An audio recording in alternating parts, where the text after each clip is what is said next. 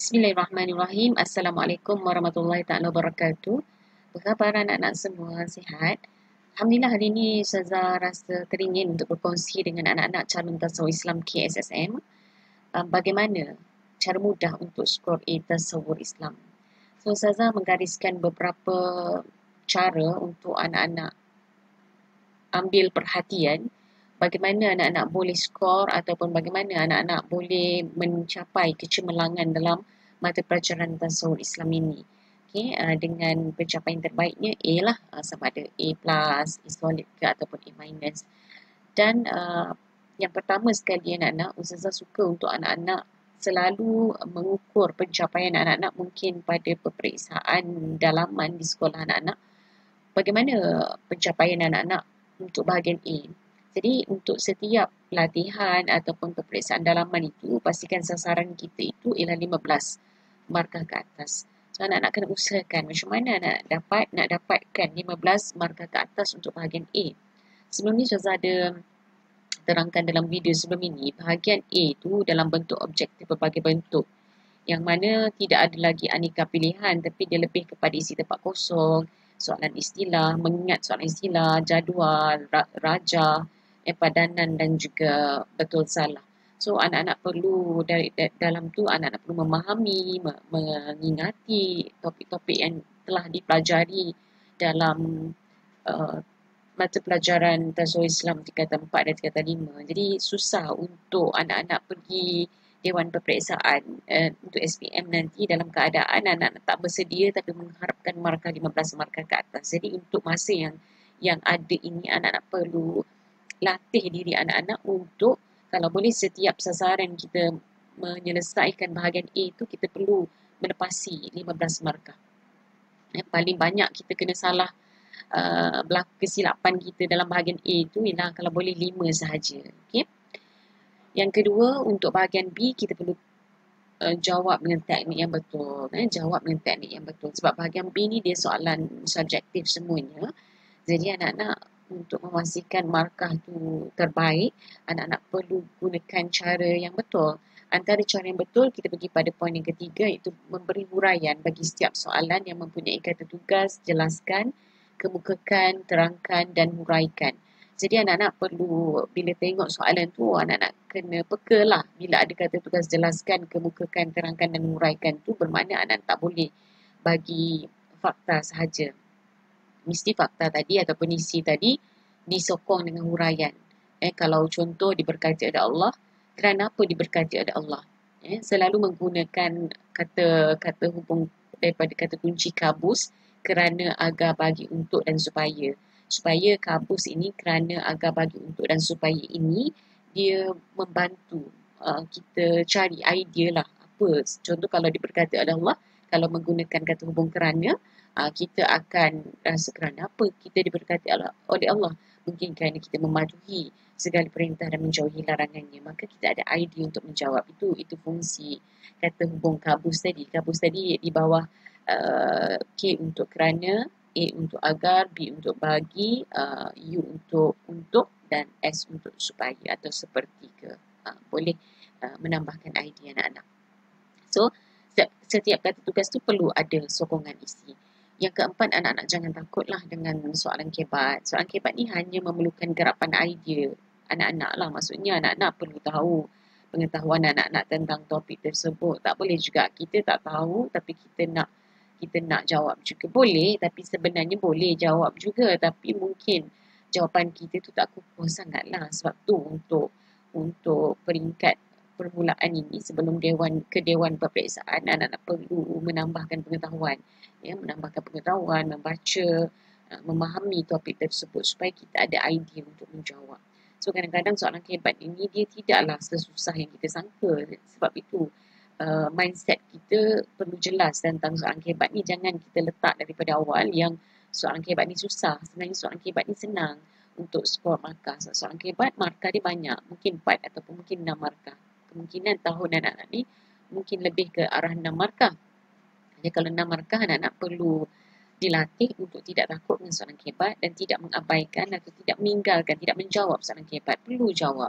Perlu orang kata melatih anak-anak berfikir, latih diri anak-anak untuk berfikir daripada awal, dan kemudian membaca bahan-bahan maklumat di media sosial, di media masa ke. Sekarang ni orang lebih fokus kepada media masa, media sosial. Jadi tidak ada masalah. Yang penting anak-anak ada pengetahuan tentang topik yang ditanya. Okey, kemudian yang kelima ialah baca dan hadam apa yang terkandung dalam buku teks. Jadi untuk masa yang ada ini, beberapa bulan inilah, kalau boleh anak-anak perlu hadam lah. Maknanya bila kita buat latihan tu, kita dah tahu topik mana, bab mana, tingkatan berapa. Jangan kita masih lagi blur lah, sebab kalau kita nak score A, dia tak mungkin, macam saya bagi tahu tadi lah, dia tak mungkin dalam keadaan kita tak tahu apa-apa. Kita memang kena tahu. So untuk tahu tu memang kita kena baca.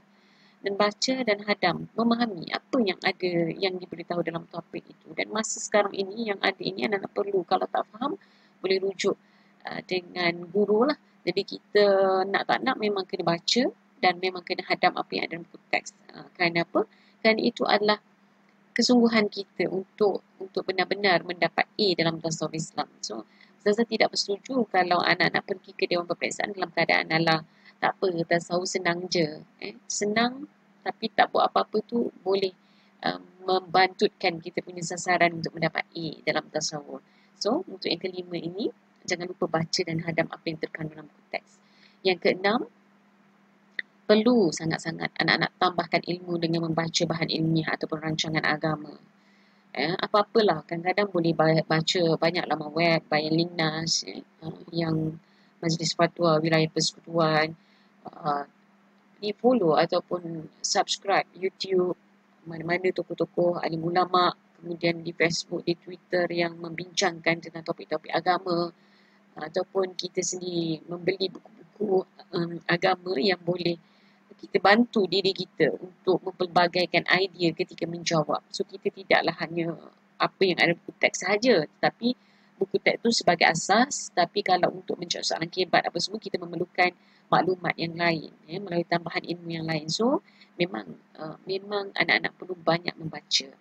So ini adalah cara untuk anak-anak betul-betul cemerlang dalam tasawuf Islam. Jangan kerana kita nak skor A semata-mata, tetapi kita juga nak kepada ilmu. Ilmu ni kita nak guna untuk jangka masa yang lama. So tidak rugi untuk kita tahu dan menjadi orang yang berilmu. Yang ketujuh, semasa kita buat latih tubi, sebelum peperiksaan tu, kita guna buku teks. Buku teks sepenuhnya sebab jawapan kita lebih berfokus semasa kita menjawab. Sebab kita dah ada poin-poin dia, so kita takkan lari daripada skema kemungkinan, kerana apa yang ada dalam buku teks kemungkinan besar ada dalam skema jawapan. So nak tak nak memang kita kena guna buku teks semasa latih tubi. Gunakan sepenuhnya. Kalau tidak, apa gunanya ada buku teks? So masa latih tubi itu kita rujuk sahaja buku teks untuk semak semula. Kita rujuk juga buku teks, itu lebih memudahkan kita dan lebih membantu untuk kita mengingat. Bila kita ulang-ulang belek benda yang sama ataupun kita buat latihan yang sama, kadang-kadang kita dah tahu ini bukan surat berapa, ini tajuk apa, maka itu sangat penting untuk membantu kita memuntahkan semula apa yang kita dah buat latihan sebelum ini. Sangat-sangat penting. Dan yang ke-8, anak-anak boleh berikan jawapan yang lebih daripada yang dikehendaki semasa menjawab soalan. Anak-anak boleh berikan jawapan yang lebih ni, maksudnya kalau dia minta 2, dia minta 3, anak-anak bagilah. Kalau dia minta 3, bagilah 4 atau 5. Kemungkinan ada jawapan kita tu yang kata mungkin berada maksud yang sama, ataupun mungkin ada jawapan kita yang salah.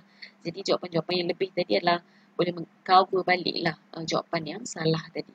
Jadi itu membantu kita untuk tidak kata kalau salah kita bagi 2, dia minta 2, kita bagi 2, kemungkinan ada satu salah, dah silap dah hilang dah 2 markah contohnya, ataupun dah hilang dah beberapa markah disebabkan oleh kita sangat berkira dalam memberi jawapan. Contohnya kalau minta 2 lah yang kita bagi. Maka itu penting. Ini adalah beberapa tip lah yang saya kira membantu calon untuk skor A bagi tasawuf Islam. Sebab tasawuf Islam bukan mata pelajaran yang susah sangat nak faham. Dia hanya sekadar membaca, ada kesungguhan, buat latihan sedikit sebanyak, maka insya-Allah kecemerlangan akan menjadi milik anak-anak semua. So itu saja untuk kali ini. InsyaAllah akan ada perkongsian yang lain di masa akan datang. Jumpa lagi anak-anak. Bye. Assalamualaikum warahmatullahi wabarakatuh.